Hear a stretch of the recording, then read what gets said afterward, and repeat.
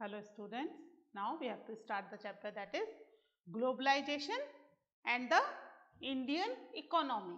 ठीक है, तो हमने लास्ट लेक्चर में देखा था कि there are lots of MNCs, है ना, और MNCs के हमने कुछ फायदे भी देखे थे कि MNCs अगर आती हैं किसी कंट्री में तो they provide the investment plus और क्या करती हैं, provide the latest technology also.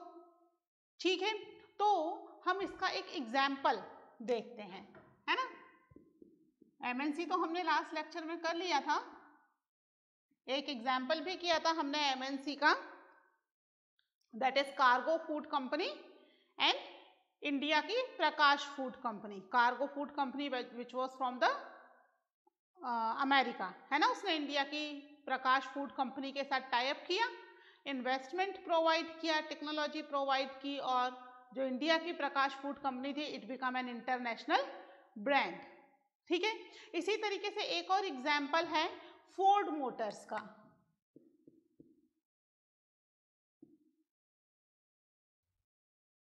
है ना। फोर्ड मोटर्स जो है this is also an MNC. ठीक है, ये लगभग वर्ल्ड की 26 कंट्रीज में स्प्रेड हो रखी है,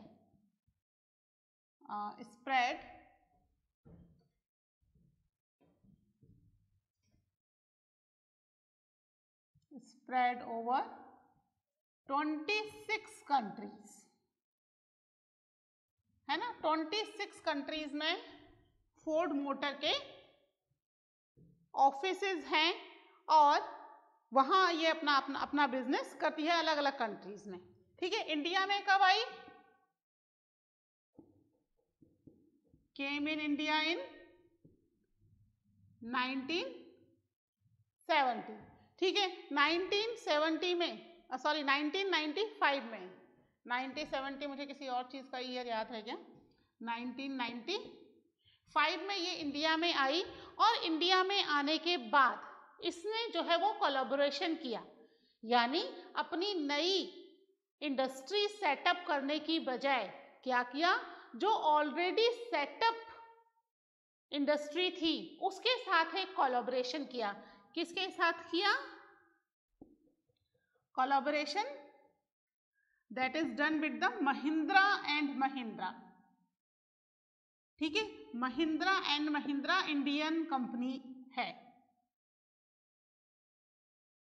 ठीक है, now it's also become the MNC, MNC के साथ जुड़ गई, तो Mahindra and Mahindra Indian company है जो इंडिया के अंदर ट्रक्स, ट्रैक्टर्स, ये सब चीजें बना रही थी। ठीक है, फोर्ड के साथ इसका टाई अप हुआ, आपस में दोनों कंपनीज जुड़ गई, और फोर्ड ने एज अ इन्वेस्टमेंट यहां पर खर्चा भी किया, है ना, क्योंकि फोर्ड तो क्या बना रही है, फोर्ड बना रही है कार्स, और महिंद्रा एंड महिंद्रा क्या बना रही थी, ट्रक्स।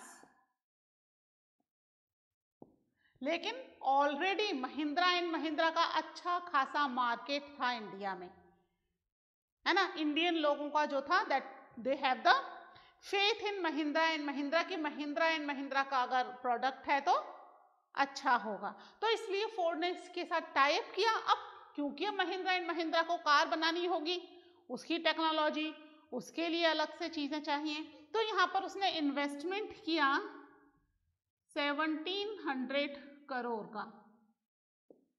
ठीक है, 1700 करोड़ का इन्वेस्टमेंट करके महिंद्रा एंड महिंद्रा के साथ टाई अप करके फोर्ड ने यहां पर अपनी कार बनाना शुरू कर दिया। ठीक है, फोर्ड की कार जो थी इंडिया में बहुत ज्यादा बिक रही थी। अगर हम बात करें ईयर की, इन ईयर 2004, ठीक है, 2004 के अंदर इंडिया में जो महिंद्रा एंड महिंद्रा, या हम कह सकते हैं फोर्ड की जो कार सेल हुई, सेलिंग इन इंडिया, केवल इंडिया के अंदर ही लगभग 27,000 कार जो थी that was sold out in year 2004। ठीक है, इसके अलावा यहां से इन्होंने कार्स इंपोर्ट भी की, लगभग 24,000 जो कार्स हैं वो इन्होंने इंपोर्ट की in near by area, Asia है, अफ्रीका है ना, मैक्सिको है, जो आसपास की कंट्रीज थी, उन कंट्रीज के साथ इन्होंने अपनी कारें भी एक्सपोर्ट की। तो लगभग 24,000 कारें बाहर गई इंडिया से एक्सपोर्ट होकर, इंपोर्ट होकर के, और 27,000 जो थी दैट वाज एक्सपोर्ट होकर, सॉरी इंपोर्ट नहीं, एक्सपोर्ट हो गए, है ना, एक्सपोर्ट होकर बाहर गई। और लगभग 27,000 कार जो थी वो क्या हुई, इंडिया में ही इनकी सोल्ड आउट हो गई। इतना अच्छा मार्केट इन्होंने इंडिया के अंदर कैप्चर कर लिया था। किसने? फोर्ड ने, with the help of Mahindra and Mahindra, है ना, महिंद्रा एंड महिंद्रा की हेल्प से। अगर मान लीजिए फोर्ड महिंद्रा एंड महिंद्रा के साथ टाई अप नहीं करता और अपना खुद का प्लांट लगाता तो क्या होता? It will take time to set up the plant. Mahindra and Mahindra का तो प्लांट सेटअप था, बस टेक्नोलॉजी मशीनरीज लाकर सेट करनी है और प्रोडक्शन शुरू कर देना है ना। जबकि अगर वो खुद करता तो पहले लैंड चाहिए, कंस्ट्रक्शन होगा, प्लांट बनेगा, फिर प्लांट के अंदर मशीनरीज और सारी चीजें सेटअप करनी होगी। यानी 2004 तक पहुंचते पहुंचते तो शायद प्रोडक्शन शुरू कर पाते, सेल तो बात की बात होती। लेकिन क्योंकि इसने टाई अप कर लिया, सब चीजें रेडीमेड, केवल इन्वेस्टमेंट करना पड़ा, बाकी सारा हेडेक किसका हो गया? महिंद्रा एंड महिंद्रा कंपनी का सारा हेडेक हो गया। उसने सब चीजें सेटअप की, मैन्युफैक्चरिंग करनी शुरू की। नतीजा ये मिला कि with in the 8-9 years he उसकी मार्केट के अंदर अच्छी पकड़ हो गई, है ना, गुडविल बन गई मार्केट के अंदर, और मार्केट में उसकी कार सप्लाई होनी शुरू हो गई। ठीक है, ये एग्जाम्पल बुक में दे रखा है बच्चों, और इसके साथ कुछ क्वेश्चंस भी हैं, है ना, एग्जाम्पल की डिटेल दे रखी है कोने में, और फिर कुछ क्वेश्चंस पूछे हुए हैं। You try to solve that questions, कि वो क्वेश्चंस क्या हैं और उनका क्या आंसर होगा, उनको सॉल्व करने की एक बार कोशिश करना अपने आप से। ठीक है, if you have any problem then we will discuss it. ठीक है, एग्जाम्पल्स क्यों इतने दिए जा रहे हैं बार बार? क्योंकि थ्रू द एग्जाम्पल्स चीजों को समझना थोड़ा सा आसान हो जाता है ना।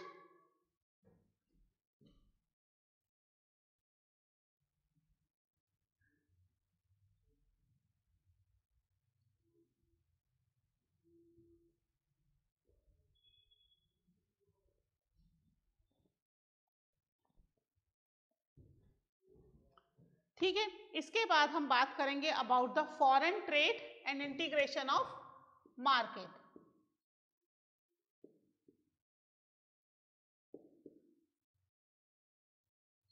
फॉरेन ट्रेड एंड इंटीग्रेशन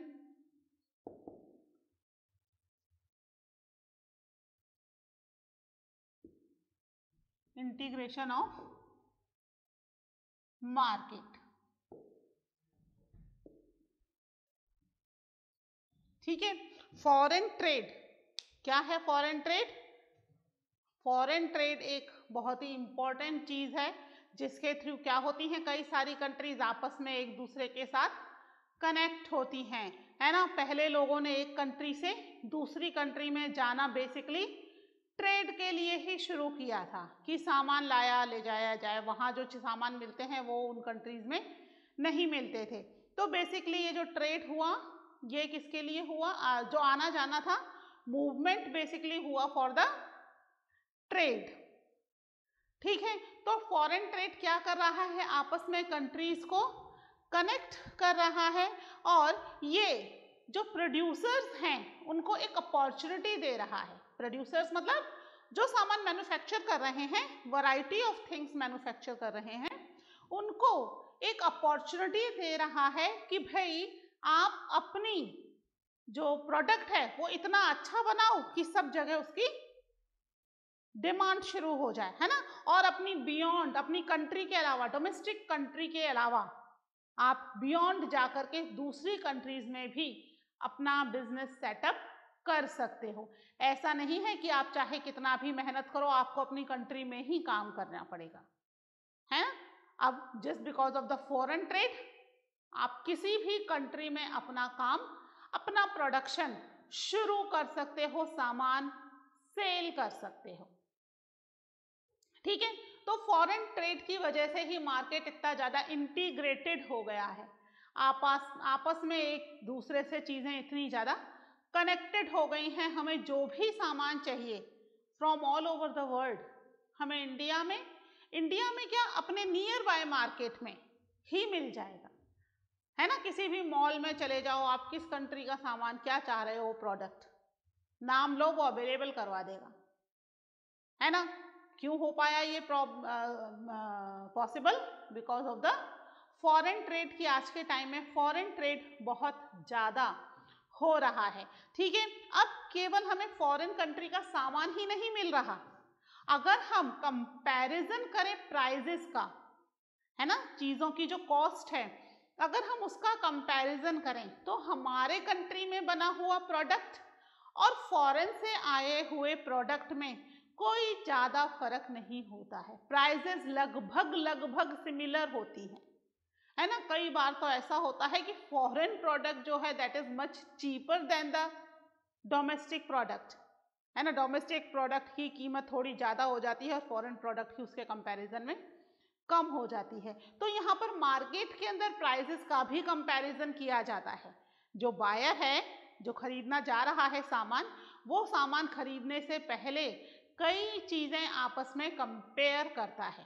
आप मोबाइल का एग्जाम्पल ले लो, उससे तो आप वेरी वेल टू डू हो, है ना। जब भी कोई नया मोबाइल खरीदते हैं सबसे पहले हम देखते हैं क्या प्राइस है, अच्छा इस वाले ब्रांड का प्राइस ये है, इस वाले ब्रांड का, अच्छा इस वाले ब्रांड का प्राइस है, फिर इसमें क्या फैसिलिटीज हैं, जिसका प्राइस ज्यादा है कि भाई इसमें क्या कुछ एक्स्ट्रा फीचर्स हैं जो इस वाले ब्रांड में नहीं है, जिसकी प्राइस कम है। फिर आप फीचर्स कंपेयर करोगे, है ना, फीचर्स कंपेयर करके उसकी लॉन्गेटिविटी देखोगे, सारी चीजें कंपैरिजन करके आप डिसाइड करोगे। फिर आप देखोगे कि जब दोनों में फीचर्स सेम है ना, दोनों की लुकिंग लगभग एक जैसी है, प्राइस में फर्क है, एक प्रोडक्ट सस्ता है और एक प्रोडक्ट महंगा है, तो फिर आप क्या करोगे, महंगा खरीदोगे सस्ता खरीदेंगे ना, चीजें सारी फैसिलिटी हमें सारी वही मिल रही है जो महंगे प्रोडक्ट में मिल रही है, तो फिर महंगा क्यों लें। लाइफ कोई सा भी मोबाइल ले लो, सबकी लगभग 3-4 साल में खत्म हो जाती है ना, 3-4 साल तो शायद ज्यादा बोल दिया मैंने, कोई सा भी ब्रांड ले लो, है ना, लाइफ खत्म नहीं होती तो कई बार आउटडेटेड हो जाता है।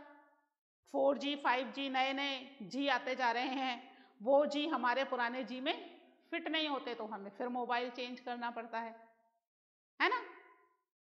तो प्राइजेस कंपेयर करके ही बायर प्राइजेस, फीचर, सारी चीजें कंपेयर करने के बाद ही बायर लेता है। तो यहाँ पर फॉरेन प्रोडक्ट अगर अच्छी क्वालिटी का है और प्राइस में भी डोमेस्टिक प्रोडक्ट के कंपैरिजन में है, तो फिर बायर फॉरेन प्रोडक्ट प्रिफर करता है, ठीक है। इस तरीके से जो प्रोड्यूसर्स हैं, है ना, जो प्रोडक्ट बना रहे हैं, दो अलग अलग कंट्री के प्रोड्यूसर्स का आपस में कंपटीशन भी चल रहा है कि किसका प्रोडक्ट ज्यादा बिकेगा, ठीक है। मार्केट के अंदर जब लगभग सेम प्राइस है, सेम फीचर्स हैं, तो फिर बायर किसको ज्यादा प्रिफर कर रहा है ना, जिसके फीडबैक ज्यादा अच्छे आते हैं। हम लेने से पहले पूछते हैं ना अपने फ्रेंड से भी कि तुम्हारे पास कौन सी कंपनी का मोबाइल है, फिर कैसी सर्विसेज हैं, तो वो चीजें फीडबैक किसके अच्छे आ रहे हैं उसके हिसाब से चीजें हम परचेज करते है ना। तो यहाँ पर मार्केट बहुत ज्यादा इंटीग्रेटेड हो गया है, कोई भी दो कंट्री कॉम्पीट कर रही हैं विदाउट नोइंग ईच अदर। जो दो अलग अलग कंट्री के प्रोड्यूसर हैं एक दूसरे को नहीं जानते, लेकिन मार्केट में क्या चल रहा है, उनका कंपटीशन चल रहा है आपस में, है ना। क्या है फॉरेन ट्रेड, क्या है, that is foreign trade has been the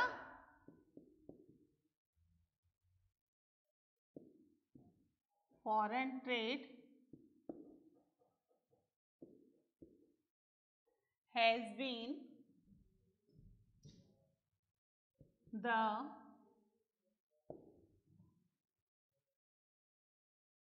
main channel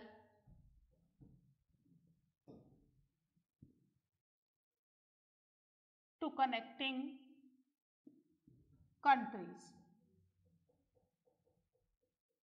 है ना, अलग अलग कंट्रीज को आपस में कनेक्ट कर रहा है, टू डिफरेंट कंट्रीज को कनेक्ट कर रहा है फॉरेन ट्रेड। ठीक है, साथ में फॉरेन ट्रेड क्या दे रहा है, एक अपॉर्चुनिटी भी दे रहा है ना। Foreign trade creates an opportunity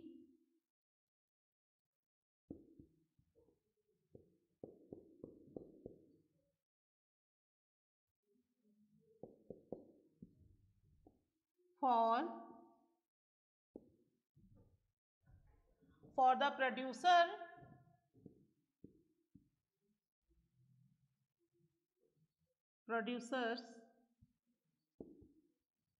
to reach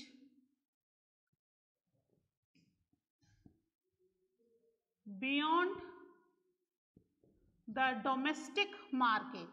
domestic market मतलब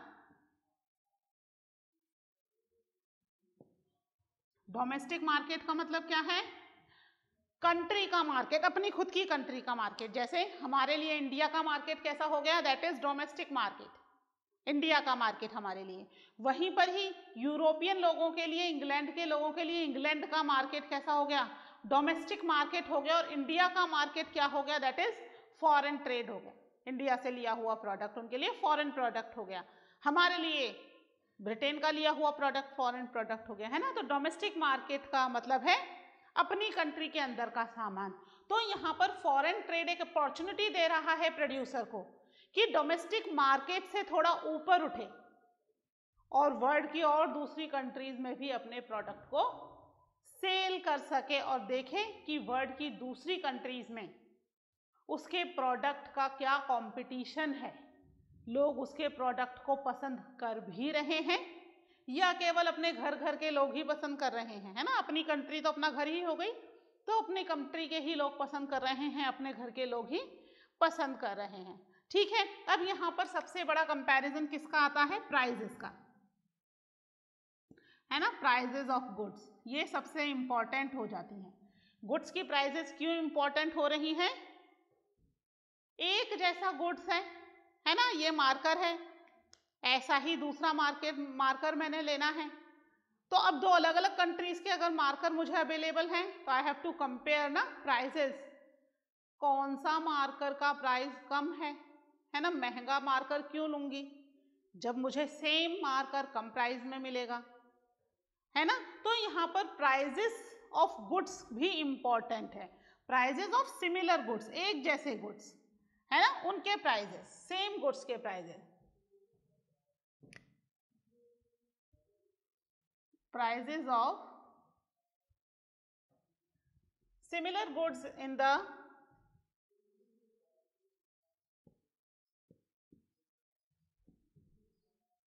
two countries, in the two markets, sorry, in the two market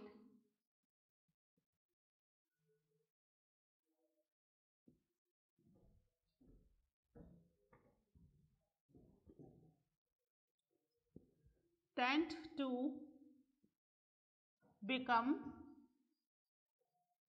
equal, है ना। दो मार्केट में सिमिलर प्रोडक्ट के प्राइस इक्वल है, यानी हमारे यहाँ जो प्राइस है वही हमारे प्रोडक्ट की प्राइस क्या होगी, अगर वो आउटसाइड इंडिया किसी और मार्केट में बिक रहा है तो भी उसकी प्राइस सेम ही होगी।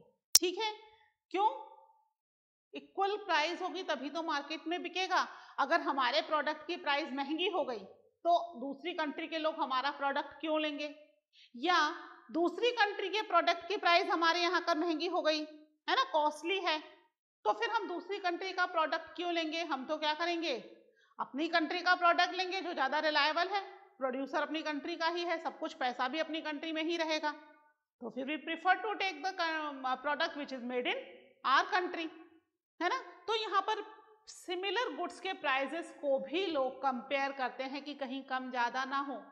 जब प्राइजेस इक्वल होती हैं फिर फीचर्स कंपेयर करना शुरू कर देते हैं कि किसके फीचर्स ज़्यादा बेटर हैं, कौन सा प्रोडक्ट ज़्यादा बेनिफिशियल होगा सेम प्राइस में अगर वो ले रहे हैं। ठीक है, इस तरीके से दो कंट्री के अलग अलग प्रोड्यूसर क्या कर रहे हैं, producer in the two countries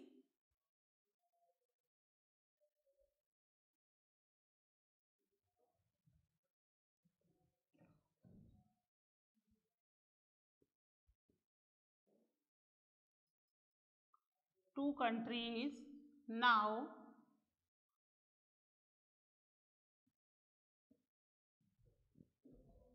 closely to compete against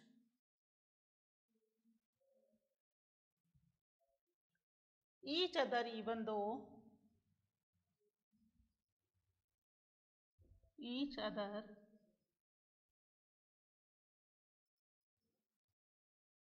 though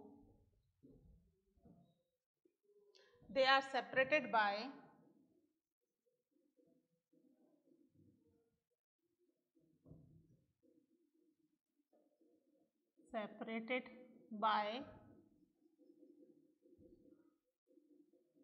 thousands of miles। ठीक है, हजारों किलोमीटर दूर बैठे हुए हैं, लेकिन कंपटीशन बहुत क्लोज का है, क्योंकि प्रोडक्ट्स उनके सिमिलर हैं, प्राइजेस इक्वल हैं, लगभग बराबर ही हैं। तो अब किसका प्रोडक्ट ज़्यादा बिके, है ना, इंडिया का प्रोडक्ट ज़्यादा बिक रहा है या जापान से आया प्रोडक्ट ज़्यादा बिक रहा है? तो जो प्रोड्यूसर जापानी है उसका और इंडिया के प्रोड्यूसर का कंपटीशन चल रहा है। बेशक एक दूसरे को जानते नहीं हैं, है ना, कभी एक दूसरे से मिले नहीं है, थाउजेंड्स ऑफ माइल दूर हैं एक दूसरे से, बट कंपटीशन बहुत क्लोज चल रहा है कि कौन ज्यादा सामान मार्केट में सेल कर पाता है ना। तो यहाँ पर जो फॉरेन ट्रेड है वो क्या कर रहा है, कंपटीशन बढ़ा रहा है ना, कि कौन ज्यादा अच्छे प्रोडक्ट मार्केट में सप्लाई कर सकता है। ठीक है, इसके अलावा फॉरेन ट्रेड जो है वो ना केवल कंपटीशन बना रहा है बल्कि मार्केट को भी इंटीग्रेटेड कर रहा है, एक दूसरे के साथ मार्केट को जोड़ रहा है। ठीक है, अलग अलग कंट्रीज का, जिससे बहुत सारे फॉरेन ट्रेडर्स को बेनिफिट भी होता है। कई बार ऐसा होता है कि अपनी कंट्री का सामान अपनी कंट्री के लोगों को पसंद नहीं आता है ना, डोमेस्टिक मार्केट में नहीं बिकता, वहीं वो दूसरी कंट्री में जाकर के वहां के मार्केट में वहां के लोगों को पसंद आ जाता है और वहां वो सामान अच्छा सेल आउट हो रहा है। तो क्या हुआ, प्रोड्यूसर को फायदा हुआ ना, अपनी कंट्री में नहीं बिका तो कोई बात नहीं, दूसरी कंट्री के लिए प्रोडक्ट प्रोड्यूस करेंगे। ठीक है, तो ये चीजें जो हैं वो मार्केट को इंटीग्रेटेड कर रही हैं, प्रोड्यूसर को ज्यादा से ज्यादा चॉइसेस दे रही हैं मार्केट की, और बायर को भी चॉइसेस दे रही हैं प्रोडक्ट की। हमारे पास भी तो चॉइस है ना, कई सारे अलग अलग तरह के ब्रांड्स हैं, है ना, एक चाइनीज का है, एक जापानीज का है, एक अमेरिका का है, एक ब्रिटिश का है। अब हम कौन सा चूज करते हैं, that is up to us. तो हमारे पास भी बहुत सारी चॉइस है, प्रोड्यूसर के पास भी बहुत सारी चॉइस है। इंडिया में नहीं बिकेगा तो कहीं और बिकेगा, अफ्रीका में बिकेगा, ऑस्ट्रेलिया में बिकेगा, अमेरिका में बिकेगा, कहीं तो बिकेगा, है ना, इंटीग्रेशन ऑफ मार्केट है। ठीक है, पहले के टाइम में क्या था कि जो सामान था वो एक पर्टिकुलर फिक्स रूट से एक जगह से दूसरी जगह ट्रांसपोर्ट भी होता था, है ना, वो सिल्क रूट, पढ़ा है आपने सिल्क रूट, है ना, शायद 8th क्लास में पढ़ा होगा अबाउट द सिल्क रूट, है ना। 9th में तो वो चैप्टर हमने पढ़ा ही नहीं है, सॉरी 10th में तो हमने वो चैप्टर पढ़ा ही नहीं है, अदरवाइज सिल्क रूट आप 10th में भी पढ़ते एक बार फिर से थोड़ा सा डिटेल में, बट वो आपका सिलेबस में से कट हो गया है। बट कोई बात नहीं, वो सिल्क रूट आपने जो पहले पढ़ा था वो क्या कर रहा था, route, it connected the countries with each other, है ना, और ट्रेडर्स ने वो पर्टिकुलर रूट मार्क कर लिया था एक जगह से दूसरी जगह सामान लाने ले जाने के लिए। वो इसलिए किया था उस समय क्योंकि उस समय एक्चुअली बहुत ज़्यादा फॉरेस्ट थे और बहुत ज़्यादा चोरी डकैती वगैरह होती थी, तो सामान लुट जाता था, पैसे लोग छीन लेते थे, तो उन्होंने फिक्स रूट कर रखे थे जिससे आपस में एक दूसरे के साथ मिलकर आ जा सके, है ना। तो ट्रेड एंशिएंट टाइम से चल रहा है, मार्केट का इंटीग्रेशन भी एंशिएंट टाइम से चल रहा है। हाँ, अब थोड़ा चेंज हो गया है और अब चीजें ज्यादा कंफर्टेबली एक जगह से दूसरी जगह ट्रांसपोर्ट हो जाती हैं। ठीक है, लिख लीजिए, एक पॉइंट और रह गया है इसका, वो मैं लिखवाती हूँ आपको।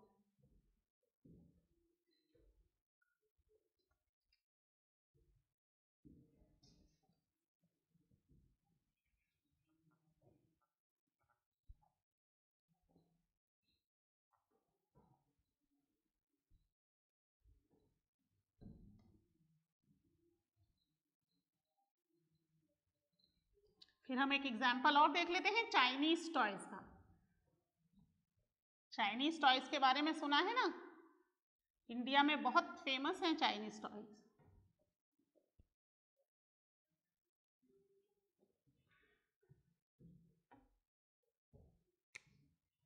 ठीक है, ये लास्ट पॉइंट है इसका, वो और लिख लीजिए। क्या कर रहा है foreign trade? Foreign trade does result in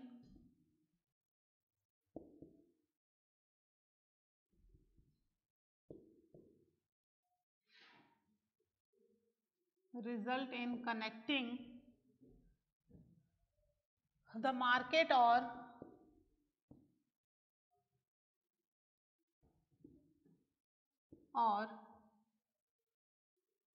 integration